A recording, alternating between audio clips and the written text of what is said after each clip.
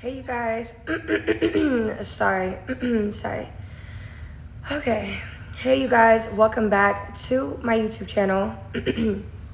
If you're here, most likely you have already watched part 1, part 2, and all the other parts before this. If you haven't, I highly recommend that you guys do go watch those because part 1 was my introduction, basically spilling a little bit of some tea, but kind of giving you guys the introduction on why I stayed for so long, why I put up with certain things, how the NDA came about to be, why I signed it, and basically giving you an introduction into this chaotic relationship that is now over and all of this mess that I never deserved. So I now in this video want to get into a little bit of getting basically Younglo's dark secrets out and talking about a little bit of my experiences that I dealt with to the days leading up to today. Like everything that went down is in steps. It was a process. It wasn't just thrown at me.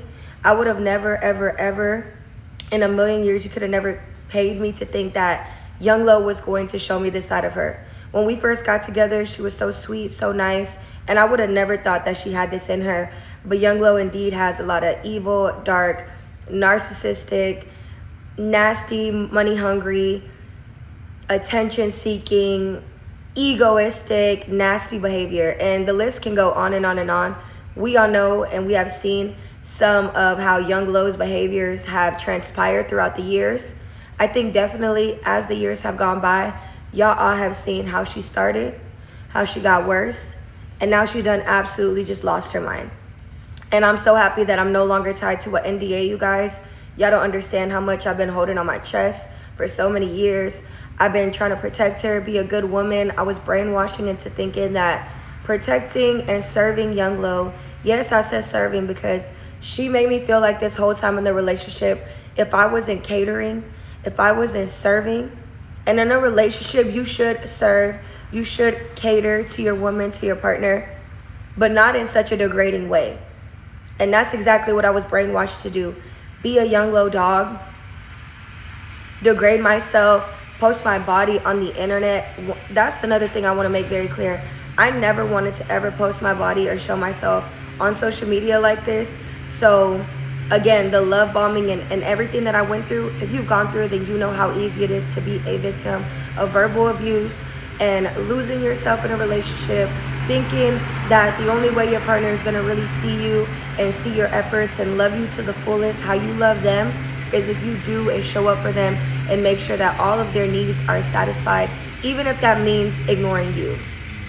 Now, play that part again and listen to that again, because that is the truest thing that I now realize.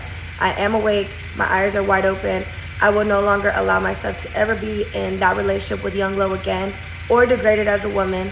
I'm a mother of 3 beautiful children, and I know that by the grace of God, I will see out through everything, the exposing, the Instagram stories, the degrading, the videos of me that have been online surfacing for so much time now.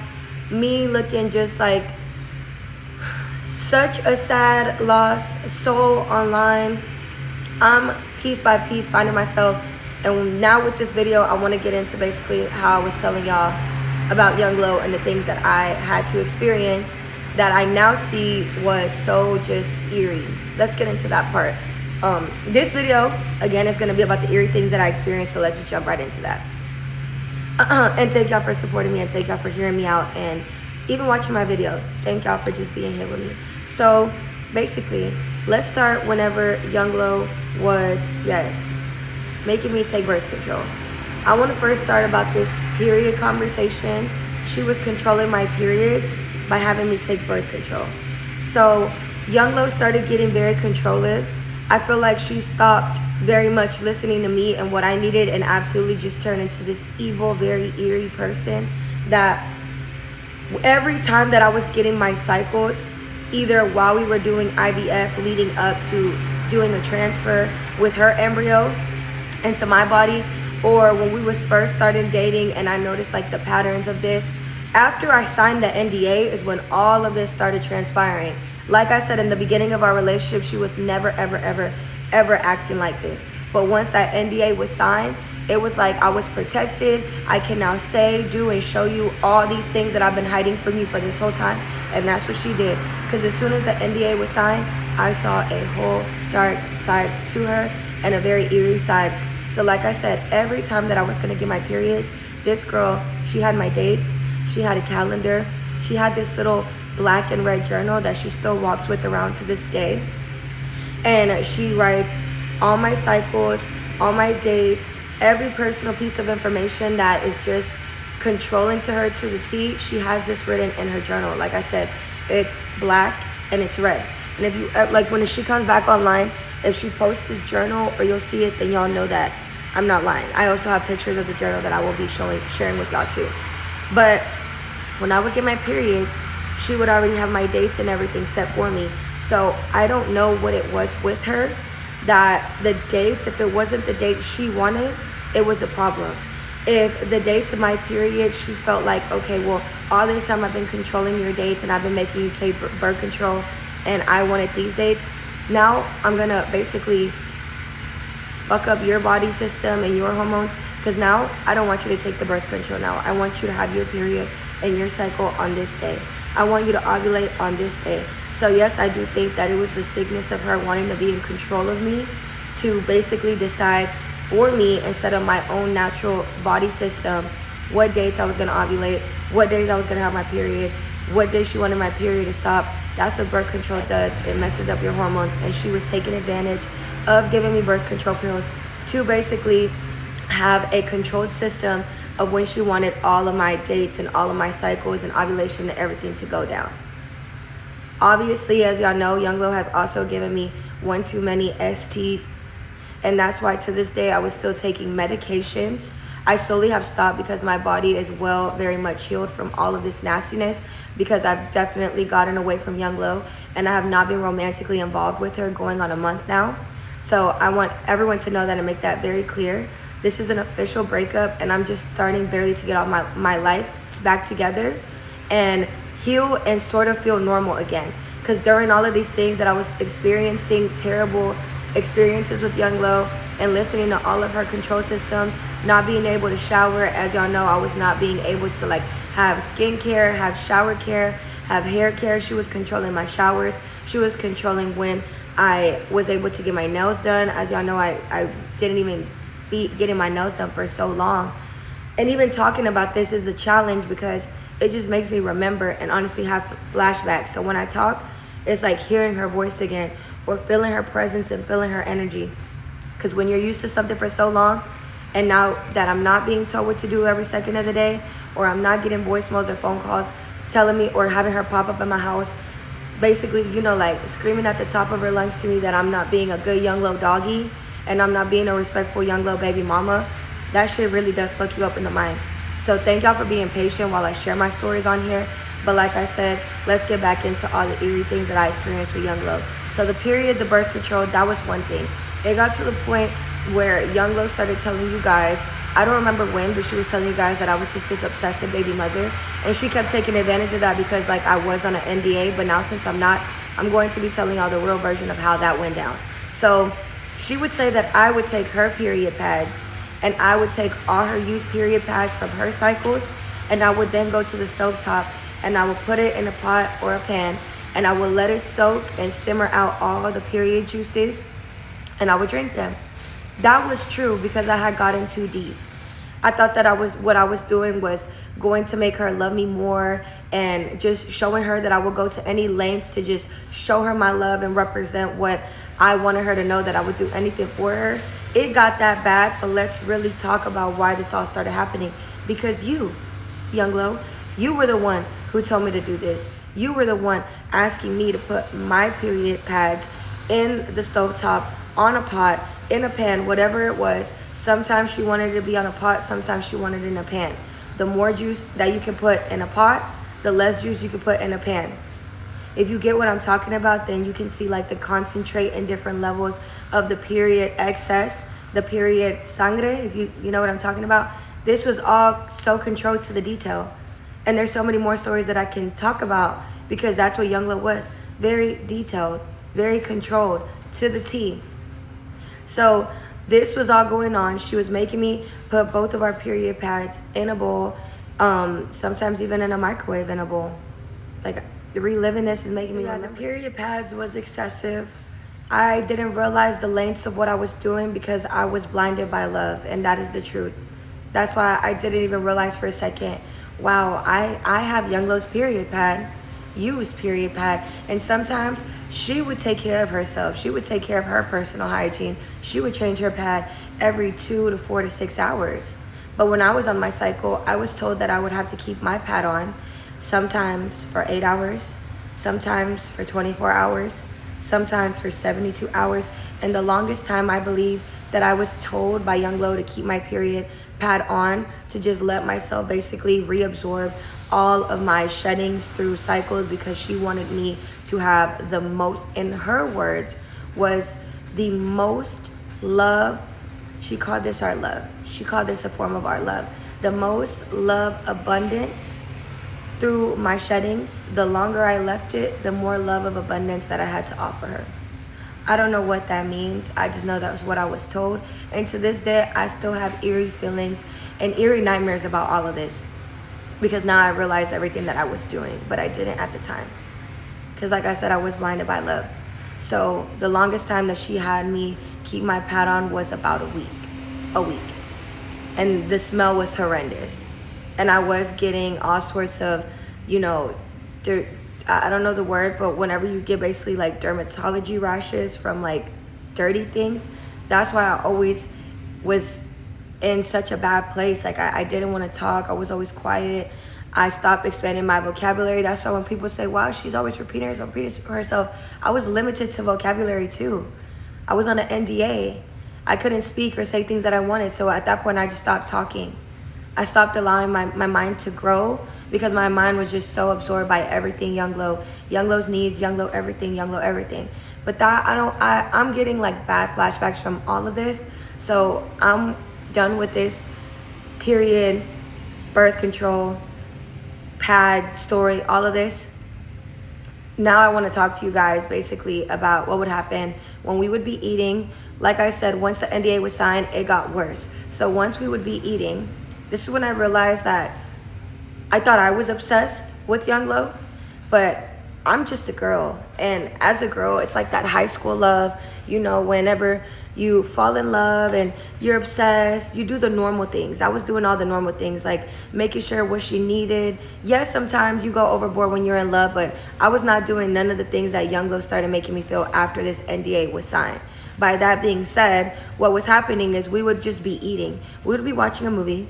We would be eating out, eating at home, having a dinner, and this was all before my kids was born when this started transpiring. So long story short, we would be in the middle of a romantic date, chilling, whatever it was that we were doing. And she started saying, I really want to take you to a special place. It's like an hour and a half out, but I think you would love it. And that's how she started at first. She didn't just come at me with, oh, we're going to the lake and you're going to do what I am telling you to do and you're going to satisfy my needs. It was more of a, okay, well, today I want to take you to this special place. I want to introduce it to you. I've been going here for a long time. It's where I let my thoughts out. Sometimes I journal there, and goes back to the black and red book. I told y'all she's been having this book, I don't know how long, but she's an experienced journal writer, experienced detail, I don't know.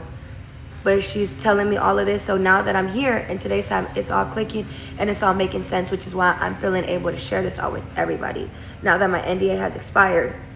And so after that, she's basically telling me like, oh, well, we're going to go to the lake and you're going to love it. It's going to be our new special place.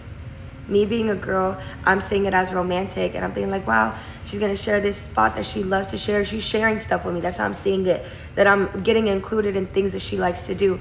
And obviously, I'm a hopeless romantic. I wanna be involved in anything that Younglo loves to do at the time. So we get there. At first, when I go the first few couple times, it's normal, nothing out of the ordinary. Even though in her mind, she's probably fantasizing of things that she wants to partake with me and she wants to ask me to do.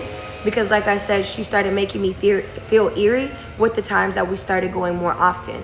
So we would be eating, and then it got to the point where on the drive there, she doesn't listen to music. She doesn't listen to music. When she posts stories here and there, she might just turn up the music for the video. But overall, Younglo's real personality, you guys have not seen that. Which is what I've experienced, which is why she wants me really bad to sign another NDA, which I didn't, and that's why I'm here talking to y'all today. So whenever I'm in the car with her and we were on the way to the lake, and it was like an hour and a half out from wherever we were, because it was always an hour and a half out from where we lived at the time, she would tell me, you know, I don't want to listen to music. So then I started understanding, oh, she don't want to listen to music. I would never turn the music on. But then it got really weird. I would just be sitting on my phone, or like on the way there, it's like a lot of wood, like you know when you're on a highway and it's just nothing but woods, like it's not cities, it's not houses. When you're on the way somewhere, it's almost like when you're going from Houston to Austin and you're passing that road and it's just nothing but like the lakes or like the wood and the highway, that's it. So we're driving and I just started feeling eerie with time after time after we're heading to the lake. And it got to a point where I didn't even want to go to this lake no more, because every time I was in the car, I started feeling that eerie feeling. You know when you feel something is wrong, you feel it and you start getting very like uncomfortable. So we started driving, no music, phone service is terrible. So I'm just here like honestly playing, looking at my like photos we took, like just trying to buy time. And I realized something was wrong when I would turn around and I would just see her driving with two hands. Normally she drives with one hand, but she started driving with two hands. And she would lean forward, lean backward, lean forward, lean backward. And then once I told her, are you okay? Like, are you having like some anxiety? She wouldn't talk. Then she turned to me like this. And sometimes she would either just look at me like in a trance. Like the look I would never forget. And like I said, I still have nightmares to this day. On the way to this lake, every time that we were supposed to go and we were on the way there, she would do that. She would rock forward, back and forth, turn, look at me with these really weird eyes. Like if she was just so in a trance with looking at me, and she would come and touch me and move my hair. I was sitting on the right side, she's driving on the left. So she would go like this with my hair and she would be like, you're just so beautiful, so beautiful. I know the difference between a normal, you're so beautiful, baby, I love you, like normal conversation, and a conversation that feels very heavy, very eerie, very weird. And that's how it started to feel. She was doing all of these things every time we were going to the lake. I would never want to upset her. I thought maybe she's going through something in her mind. I wanted to be there for her. So in that moment, being blinded by love, I just want to care for her. So now that I realize that that's not what it was, that's what I thought at the time. Then the Polaroid camera. We would get to the lake after even going through all of that. Honestly, when she'd stop doing all of that weird, eerie stuff in the car, I would just brush it off. I would just be like, okay, well, I don't know how to explain it. You have to live things like this to understand why people do certain things. You're watching and you're probably like, no, bitch, there's no way you did that. When you're blinded by love, you're gonna do things and you're gonna sugarcoat and you're gonna lie to yourself. And that's what I did for so many years. But I'm not doing that shit no more. And I'm so happy that I'm free. So the Polaroid camera, we get to the lake, we start sitting at the lake, and she just always starts taking photos of me on a Polaroid. We have iPhones. Like Younglo always made sure that we had the brand newest iPhones. Like there's no need for you to be taking photos of me with the Polaroid, especially when it's not cutesy vibes. Like we could just be walking. She'll tell me to put both my feet in the lake and just stand there with my hands open or like this, or just feel the vibe. She would literally say like, I'm so happy we're here. Just feel the energy. Sometimes she would take us at midnight. Sometimes she would take us at 6 p.m. Sometimes she would take us at 3 in the morning. Whatever time that Younglo felt like we needed to go to this lake, I would just do what my daddy said at the time. I would just go and do whatever she wasn't my baby daddy at the time, but you know what I'm talking about? Like I would just go and I would do what I was told. So all of these things that was happening, it was a lot. There's way more to the story, so join the next part for the next time, because I know that I'm going overtime, but just stay tuned because I have way more eerie shit and way more tea to spill on everything that Younglo made me live. And the fact that I have to heal from all of this shit is crazy, but it's okay. I'm just happy that I'm able to tell y'all my stories. The Polaroid, the photos, I'm still gonna drop everything because I still have the photos of the Polaroid and all of this weird ass shit. So stay tuned for the next part. Thank y'all for listening, and I love y'all. Thank y'all. I need a break.